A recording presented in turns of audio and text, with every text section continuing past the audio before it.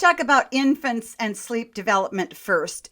You said that research emphasizes that a critical role of sleep in early brain development, with over 85% of adult brain volume developing within the first 1,000 days of life. Well, I'm sure you've seen, as I have seen, so many parents struggle with sleep and their infant kids, I'd say really up to a year old. Talk to parents about the importance of infant sleep and if their kids aren't sleeping, what they can do about it. Yeah, I think every parent at some point in the parenting journey wonders why isn't their baby sleeping better or when will their baby eventually sleep better? I think the missing piece for a lot of parents is that a child really does need to learn how to sleep independently. And so, if they're constantly being rocked to sleep or bottle fed to sleep or held to sleep, then what happens is when they have little wake ups in the night, which is very common and normal, they'll need assistance again to get themselves back to sleep. So, it's kind of like, how do we teach a baby to handle some of these episodes in the night when they wake up a little more independently so that they can slide right into another sleep cycle, start consolidating larger pieces of nighttime sleep, which they'll do better, their parents are going to do better, but most people just really don't know how to do that. I agree. Now, let's talk specifically about a baby or a couple of babies. I'll give you some situations and you can respond to them. So, I'm a new mother coming in, and my 4 month old wakes up every hour during the night. And when I try to console her, rub her back, put her passy in, she's quiet. I leave the room and she screams again. And this happens every hour during the night. What should I do? Whew, you must be exhausted. Um, well, it's tricky because at the 4 month mark, there is a biological change in sleep. It's commonly referred to as the 4 month sleep regression. So, in the newborn phase, babies really just have two stages of sleep. They're either in deep sleep or they're in REM sleep.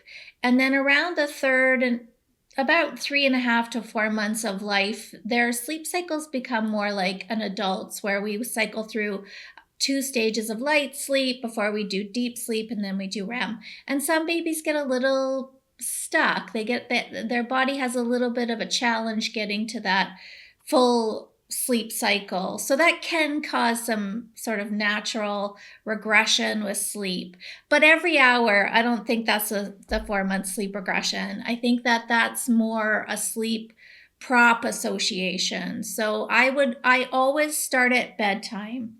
That's where all the answers lie. And I'll ask that mom to describe to me the half hour that leads up to bedtime. What is she doing? What is the baby doing? Most of the time, it's I feed the baby until she's asleep and then I transfer her to the crib, or I hold her until she's in deep sleep and then I try to transfer her to the crib. And then the problem occurs every hour when a baby reaches the end of a sleep cycle and you're no longer holding her or you're no longer nursing her.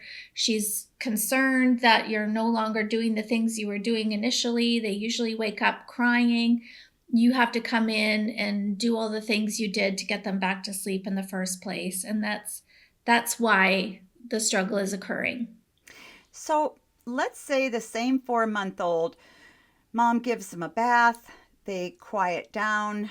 She rocks him in his room, plays soft music, and puts him to bed awake. But baby screams and will scream for maybe 10 minutes. And mom just has a really hard time listening to that screaming. Mhm. What should she do? Should she go get the baby? Should she rub him? I mean, you don't want her to feed him. What should she do? Mhm. Well, there's a few ways to approach it, and every baby responds differently, so it's hard to give sort of a one size fits all approach to that. But I would start by just staying. Have her, bring in a chair to sit by the crib.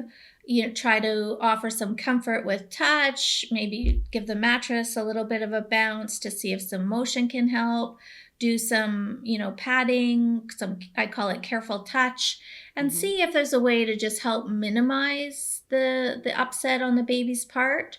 Mm-hmm. Um, the good news is that as a baby learns how to get themselves into the beginning of sleep, then that becomes a skill set that they'll Mm-hmm. rely on night after night. And the crying will eventually become nothing because they Mm-hmm. know exactly what to do.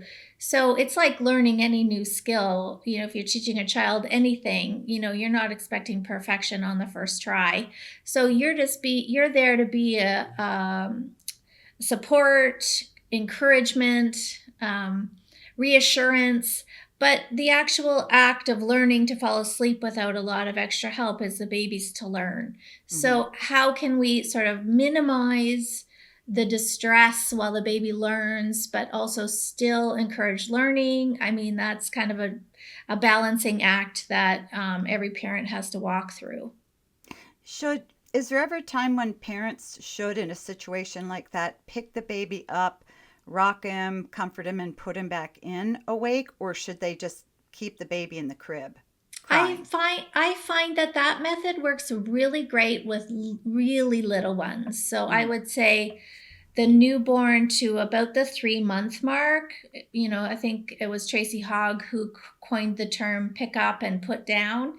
And Mm-hmm. that's kind of the method where you do a little bit of, uh, rocking and help, and then you put them down before they're asleep. And then you keep repeating that until eventually they fall asleep in the crib or bassinet. But I do find around the 4 month mark that is less effective because the baby has some expectations. Mm-hmm. They know what is the best path to sleep. They know that I just need to breastfeed, or I just need you to rock me for 5 minutes and I can get back into sleep again. And so if you just pick them up and don't do what they're expecting, they'll often cry all the harder when you put them back down again. Mm-hmm. Let's talk about a 9 month old. Now you Mhm. have a 9 month old who's sleeping, two naps a day, an hour and a half each. You put the baby to bed at 7:30, 8 o'clock, and he goes to sleep well. Then he wakes up at 1 in the morning, and then at 3 in the morning, and then at 5 in the morning, crying, crying, crying. And just if mom goes in and rubs him on the back, he just keeps on crying. What do you do in a situation where the baby he goes to bed awake, but he's waking up 2 or 3 times in the night? Because I find this is pretty common and parents are just exhausted. Mhm. Yeah. So this is a baby that's falling asleep independently at bedtime. That's correct? Yes. Okay. Yep. So that you're right, that is common. So that's a great start. Like that's like you're 80% of the way. If you can get a baby to fall asleep independently at bedtime, pat yourself on the back. If they're still waking up in the night, it usually means they're doing what I call habitual nighttime eating. So if they're going to be offered a feed, they're going to have a feed. And so Hmm. they have a skill set that they use at bedtime, but then they have another skill set that they use in the night. And Hmm. that skill set is the feed me to sleep skill set. Hmm. So then the two worlds kind of live separately. I know what to do here, but I don't know what to do here. Hmm. And the good news is that if you stop the nighttime feeds, and at 9 months, unless there's something, fishy going on with weight gain or some other medical issue occurring, I'm confident to say that a 9 month old can make it through the night without any calories. So Hmm. I would suggest just pulling the nighttime feeds, going in, either staying in the room until the baby's back to sleep, or doing a leave and check style method where you're coming in and out every 5 or 10 minutes. And they should be able to get themselves back to sleep without that intervention. And Hmm. because they already have the skill set at the beginning of the night, I find that this only takes about 3 or 4 nights. It's relatively quick. It's a Hmm. transferring of the skill set Hmm. to these middle of the night wakings. That makes a lot of sense. One of the things I find is that, because I tell him, look, if you have a 9 month old and he feeds before he goes to bed, he does, and he's healthy and big, 17, 18 pounds, 16, whatever. He really doesn't nutritionally need to sleep in the night, but a lot of kids get in the habit of waking up. But some parents say, okay, don't feed him in the night. And I go in and I rub his back, but he still won't go to sleep. He just screams and screams and screams until I come in there. Is it okay for kids to cry to go back to sleep? And if so, how long? What do you do with crying? Yeah. Okay. So if the baby has great skills at bedtime, Mm-hmm. falling asleep totally independently, there's no more nighttime feedings or any sleep prop associations going on in the night, then they shouldn't be waking up to cry. So Mm-hmm. so if they are, what's happening? And that would be my next question would be like, what are you doing? Are you helping too much? Are you holding him until he's almost asleep and then trying to put him back? Are you using a pacifier to reinsert? Are you what kind of intervention are you doing that might be actually interfering with the transfer of that skill set to the middle of the night? Mm-hmm. So my suspicion would be something's a little fishy going on in the middle of the night. So I would want to investigate deeper what exactly mom's doing or dad's doing at that time. But yeah, I mean, crying is just a baby's way of saying like I'm not sure what to do. I don't know. I'm used to a way we're doing something and now that way is no longer occurring. Let me tell you that I don't appreciate that way. I'd like your help getting back to sleep. It's the middle of the night. But I mean, the good news is that quickly babies can learn good sleep skills. I mean, in the big picture of life, a couple of nights is a blink of an eye, right? And if Right. it means that this baby's going to sleep consolidatedly through the night, night after night, then it's worth it, in my opinion. It's worth Mm-hmm. it for the baby. It's worth it for the family's health and happiness. It's like the benefits of a baby sleeping well are, Oh, huge. endless.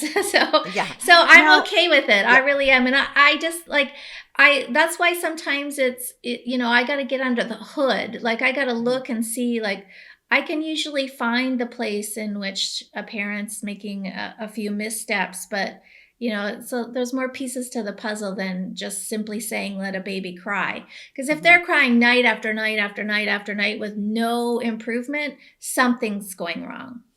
Mhm. Um, what about, one of the patterns I commonly see or say that 9-month-old sleeping well, wakes up at 1 in the morning, mom and dad have to go back to sleep, so they feed him. Then he wakes up at 5 in the morning and they feed him again. How does a parent drop that 1 a.m. feed? Because I found if parents, even if they go in and they don't feed the baby, his stomach grumbles because you've developed a pattern, and a pattern of expectation in the baby. How do they stop that 1 a.m. feeding? Because it does seem like they can go in and rub his back, but you've got a mad kid who wants Mhm. to eat. So if he's crying hard, what do they do, even if they're sitting by his crib?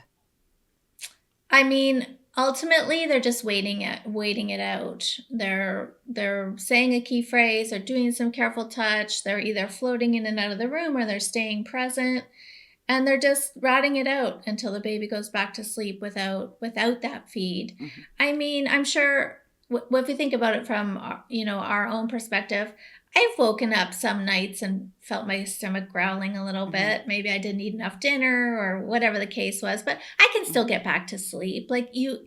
A baby Right. can do it. Right. It's just a matter of Well, I think of it's asking them to. it's established pattern. Yeah. They've been eating at 1 a.m. for months Yes. and months, and then mom said he doesn't need it. I'm going to drop that feed, and she'll say I can go in there and sit by his crib, but I might be in there for an hour, and he's fussing and crying and fussing and crying because he wants his food. Is Hmm. it okay if you're sitting by the crib for him to just fuss and cry and fuss and cry? Yeah. Yes. Okay. It is. It Yeah. is. In my opinion, I mean, I'm sure there's people who disagree with me, but I think it's fine because you're right. He doesn't need the calories. Hmm. It's just a habit he's in. It won't end until mom decides it's time to end it. And again, the good news is this is only going to take a couple of nights. Right. Right. Well, that's pretty much what I encourage parents to. But what I find is most parents can endure maybe 5 minutes of crying and then they're done. And then they run Mm. in and they feed him, they put a passy in, they whatever, and try to tell them, you are changing a pattern here, and changing a pattern in children takes time. It just doesn't happen the first night. And, particularly if you have an older child who's very stubborn, they want that food, they want it, and they're going to sort of throw a temper tantrum. Let's move on and talk about screen time and preschoolers. We know that screen time and preschoolers screen time can have a dramatic impact on sleep quality and the amount of sleep that a child gets. We know that if children if they don't get enough sleep, their sleep quality goes down. Can have poor attention. They can have hyperactivity during the day, irritability. So, talk about how you coach a parent of a 3-year-old regarding sleep and healthy sleep hygiene. Hmm. Yeah, that's near and dear to my heart. And I think it applies not just to 3-year-olds, but all of us. Yeah, my recommendation is to start with 1 hour before bed, screen free. Hmm. Some kids need a little more time. Melatonin kind of builds over time, and so sometimes an hour is not quite enough, so you might have to back it up. But an hour is a good place to start. And instead do things like have a bath, get your jammies on, read stories together, talk about the day, and then lights out. And having consistency there with like lights are out by 7:30, screen times, we used to have a rule with our kids: there's no TV after dinner. So we're finding other activities to do that don't involve any kind of screen. You can start like turning the lights down, closing curtains, just kind of help build that natural melatonin that's so useful for getting little ones to sleep and sleep through the night. And 3-year-olds love predictability, having a very predictable bedtime routine that's step by step, no, nothing kind of random in it. It's just like bath, into my jammies, brush my teeth, have 2 stories, kisses goodnight, and then into the bed for the night. Is just really helps get the body and brain in Hmm. line with the transition into night. We all have routines we do before Hmm. bed, and it's not just a matter of like physical hygiene, it's also mental hygiene, like getting Hmm. our brain giving our brain time to adjust to the idea of transitioning into our nighttime sleep is really important for all of us. It is important. Talk about, you mentioned melatonin, and I have a number of patients who, ask about giving melatonin to their kids to help them sleep. Will you talk about the role of melatonin and what melatonin is? Yeah, I mean, melatonin is a naturally occurring hormone that everyone produces and it's very much connected to light source. Mhm. So if you think back before the invention of the light bulb, our bodies worked so beautifully then because the sun went down. And as Mhm. the sun gradually went down and the sky got darker and darker, our melatonin would sort of softly build over 3 or 4 hours of evening, and then by 9 o'clock you're feeling sleepy, ready for the night. And melatonin, it's not just as simple as popping a pill before bed. Mhm. That's where I get a little frustrated because um I don't think it's not a solution, and it's not a long-term solution. Mhm. And so, if you haven't given your body enough time to build melatonin, taking a pill might help you fall asleep, but it's not going to be enough to get you through the entire night. Mhm.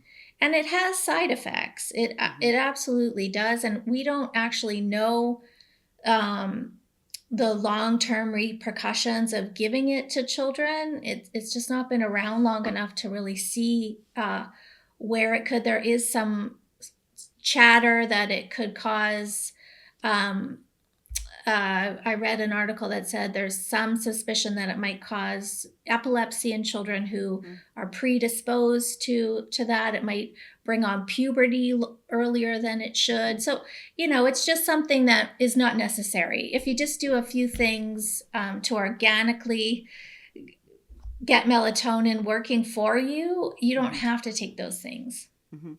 Talk about light and exposure to light with kids and sleep, because I have told parents over and over and over, please, no phones or screens in the bedroom, no screens in the bedroom, no iPad in the bedroom. And, I've often said there's the light can also, not just the stimulation from a show, or even if it's a kid show. A lot of kid shows, or even toddler shows, are very loud. They have Yes.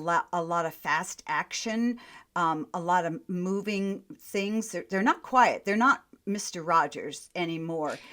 So, in No. addition to the mental stimulation, talk about the physical stimulation of the light and how that affects kids, particularly toddlers, before bedtime. Oh, there couldn't be anything worse. There really Mhm. couldn't. I mean, I agree with you. It's a lot of mental stimulation as well. Even if they're sitting there quietly and watching it, that's not winding down. That's like the Mhm. brain is on high alert now because of you're right, the action and the colors and the noise. But the light, especially an iPad, it's here, it's right in front of you, and Yeah. it's blasting. Even if you turn it to the night setting, Hmm. that helps a little bit, but it doesn't do much. Yeah. It's just the blue light from that screen is just pouring right into the eyes. It's blocking the melatonin. It's absolutely going to have an effect on the quality. The ability for the child to fall asleep and stay asleep is affected dramatically by that screen.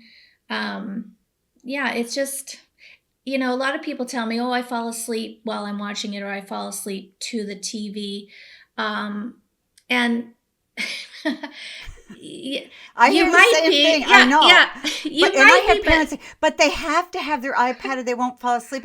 No, they don't. So yes, I want you to say what I'm trying to tell patients. Maybe they'll they listen to don't. you. Yeah. They don't. Uh-huh. And what I hear is, oh, they only fall asleep while they're watching the iPod or iPad, and I say, well, at what time?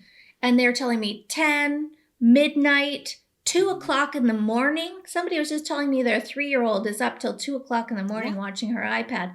Okay, so she's falling asleep to the iPad with pure exhaustion. Like Hmm. pure exhaustion is overriding the body at that point.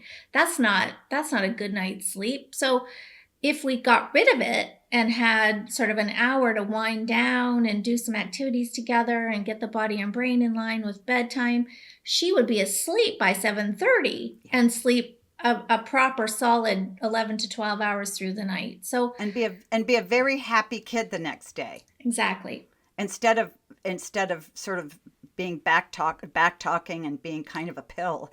Yeah. Okay, on to teenagers. I can't tell you the number of teenagers I see who say to me, I go to bed at 10, but I don't fall asleep till midnight or 1 o'clock. Or they can fall asleep early, but they wake up at 2 in the morning and then they just can't go back to sleep, can't go back to sleep. And this has been going on for months and they're exhausted. So, what do you tell that 16-year-old who just can't get themselves to sleep? And you've done the pretty good sleep hygiene. They don't have their phone in there. They're not on social media. What can you say to teenagers to help them fall asleep and stay asleep? Oh, my heart goes out to the teenager. It really does. And society is not in line with their biology. Mhm. So, when a child hits the teen years, there is a biological shift in their circadian rhythm, Mhm. and it bumps down about 3 hours. So, for you and I, maybe we get up at 6 or 7 in the morning and we feel pretty good. When a teenager has to get up at 6 or 7 in the morning, that's like essentially saying they're up at 4 o'clock in the morning. Like if Mhm. you had to get up at 4 o'clock in the morning, there would be repercussions to that. So one of my goals has always been, let's try to get high school start times later. Let's get college start times later. Let's try to help these poor kids. Like, Yeah. it's Yeah. not their fault. It's not No. their fault. It's Mm-mm. biology. And so, but again, they have to make do with what is, the norms of society at the moment. And so the best thing to do is similar, like give your body an hour to wind down, Mhm. do some things, maybe listen to, a meditation, have a bath, a shower. Epsom salt in your bath can just kind of help give you a little magnesium, wind down, get the body calmed down. And give yourself that space to kind of get in the right headset for Mhm. going to bed. That'll help. Sticking to a schedule, and this is hard. I mean, if you know It is hard. teenagers, this is And hard. yeah, But yeah. if And I if think, if they would stick to the same schedule, so if they have to go to bed at 10 o'clock to try to get 8 hours of sleep for school, they should try to do that same thing on the weekends as well. Our body clocks work best with consistency. When we go to bed, when we wake up, should be the same every night, give or take an hour. But again, a lot of teenagers fight back on that, where they're going to bed earlier for school days, but then on weekends they're up till 3 o'clock in the morning, and that's just not the best way to honor your body clock. one of the issues I have found can really impact sleep is overscheduling. And I Yeah. see a lot of teenagers who will, um, school ends, they grab a snack, they go off to practice, and then they come home at 8 o'clock at night, and then they have a quick dinner, and then they have to start their homework. And homework may take 2 or 3 hours. So is the stimulation from homework or from physical activity like sports, does that impact their sleep? I mean, should they be able to go from doing homework to falling asleep in 15 minutes? No, that nobody could do that. Yeah. I mean, uh, if I tried to work leading right up to my bedtime, Hmm. I'm like, Yep. I'm not gonna fall asleep, and I'm not gonna sleep well. So yeah, Mhm. they need to give themselves, I would say, 30 minutes. If they can focus on 30 minutes, put the books away, give yourself 30 minutes to take a shower, do some stretching, maybe listen to a podcast, even that's like not too, winding up, and Hmm. read a book for a little bit, maybe write in their journals. Just give themselves a little bit of time to like decompress and come down from the busyness of the day. Yeah, I get it. And another thing I see a lot of teens doing is drinking caffeinated drinks. So they'll be run ragged from their day. Now they have to go to practice, and now they have to come home and do homework. So on the way home, they grab a Red Bull, or Hmm. a huge like Yeah. a huge caffeinated thing from the gas station, and like it might help you get through that little period of time, but it's going to absolutely impact the rest of your night. Like caffeine in some people, it depends on how quickly your body metabolizes it, but caffeine for some people can last 8 to 10 hours. So Hmm. if you're having a caffeinated drink at 7 o'clock, you're not going to sleep. You're not. There's Yeah. just no way around it. Right. Um, we only have a few more minutes left, but a couple things I would like you to touch on. Um, at different ages, parents ask me a lot, at different ages, sort of say the first 2 years of life, middle school, high school, what are the sleep recommendations as far as the amount of time that those different groups need to sleep? It's surprisingly, there's very little difference. There really is. Kids Oh. need a lot of sleep. Even into the teen years, even teenagers need 9 to 10 hours worth of nighttime sleep, and little ones need about 11 till 12. So I would say we're talking about babies, toddlers, and young school age children. 11 Mhm. to 12 hours should be your goal. Okay. As we get into sort of the adolescence, teen, we should be trying to preserve 10 hours for them. And if it's more like 9, that's okay too. But it's a lot of sleep. They need a lot of sleep. Hmm. Well, and it's so hard because I think a lot of teenagers now are just sort of running on adrenaline all day. They have so much stuff and they're thinking about so many things and they're pressured and there's just constant stimulation that Yeah. that's got to impact, trying to go to sleep as well. You said there's a study in August of 2024 that says that inadequate sleep in children can increase the likelihood of drug use in kids by age 15. What can parents do? Is that true? And then what can parents do to help prevent that, to decrease the child's risk of behavioral issues? Yeah, I think as a parent, I think it's important to have a family meeting even about how can we make sure everybody's getting the best quality sleep that they can get. Can we all plug our phones in the kitchen at 9 o'clock? What are the routines we can do that lead us up to bedtime, and make it kind of like a family mission to Mhm. we're all going to sleep better, because adults are very naughty when it comes to their own sleep hygiene too. So getting everyone on board, we're going to make sure that we have the best sleep that we possibly can given the constraints. Yeah. And that might help get some positivity going. If it's a group effort, we're all going to do these things leading up to it. Trying to encourage kids even on the weekend to go to bed at an appropriate hour. And I get it. I've just been through the teen years with my kids, and it's tough to put those rules on them, and they push back a little bit about it. But if it's for their greater good and for their health, not only drug use, but car accidents and impulse, like teenagers are not making the best decisions at the best of times. And then you add sleep deprivation on Hmm. top of that. Now their decision making skills are even more limited. And so Hmm. it's just, sleep is such a foundation piece that it's just, if we can, it's already kind of a little uphill battle. Like, let's try to make it as easy as we can on them by making sure that they're at least getting 8 hours of sleep Hmm. minimum. Well, it's funny, as I hear you talking, I'm feeling guilty because this is what I do.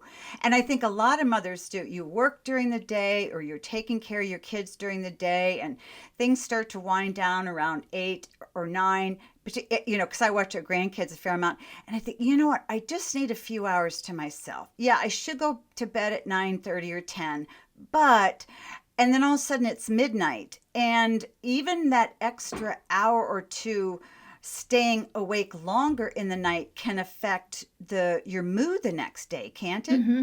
Oh yeah, it's common though. It's actually got it's got a name. It's called revenge bedtime. Um, and Revenge for the parent? The parent's taking revenge? I guess it's like revenge on the day, like that thing, like where like I need me time, and so you're in Mhm. this battle of like I should go to bed, but I also need me time, and Mhm. so I'm in this like battle between going to bed or staying up and watching the show or reading the book or having that extra time, and it's usually at the sacrifice of your sleep. And so what I always like to say is, how can we back everything up? Yeah. So, for me, my kids were always in bed by 7 p.m. So that meant Mhm. I didn't have to have revenge bedtime. I could do I love it. I love it. I do all Yeah. the things until 10, and I Yeah. had lots of time, so I felt good to go to bed. Well, and I think revenge bedtime can be against husbands too. My husband Yes. and I'll spend time, and I'm like, okay, I just need to knit. So go away, please. Or even if it costs my sleep. But you're absolutely right, because even that extra hour, hour and a half, I'm not as focused the next day. I'm more irritable. And I want to say to all the parents out there, your kids need you to be in a good mood during the day. It's one of the best things you can do. And if extra sleep or fighting the revenge sleep is going to help you be in a better mood. That's one of the best things you can do for peace and harmony in your home and having people all get along. So I think, adults need to be careful as well. My guest has been Dana Obleman. She's the founder of the Sleep Sense program, a trusted resource for parents seeking practical, compassionate solutions to their children's sleep challenges, regardless how old the kids are. And since 2003, she has helped over 100,000 families worldwide through her step-by-step methods, empowering parents to teach their children independent sleep skills. She is a sought-after speaker and author. Dana is passionate about helping kids or people of all ages to sleep better. Dana, thanks so much for joining me. And where can people find you and your Sleep Sense program? Yeah, they can find it on the website, which is sleepsense.net. And you can also find me on Instagram under SleepSense. Awesome. Well, I am very inspired. I'm very inspired to try to get my grandkids to sleep better here, because I do one of the biggest no-nos you can do probably is I let them sleep in my bed. So you don't even have to, address that one. That's probably the worst thing you can do. But, it's something that you do as a grandparent. But anyway, thanks, Dana. Yeah, my pleasure. Thanks for having me. Many professionals invest in an executive coach for personal development and a trainer for physical fitness. Now, you can hire me, a best-selling author and expert coach, to help you raise great kids.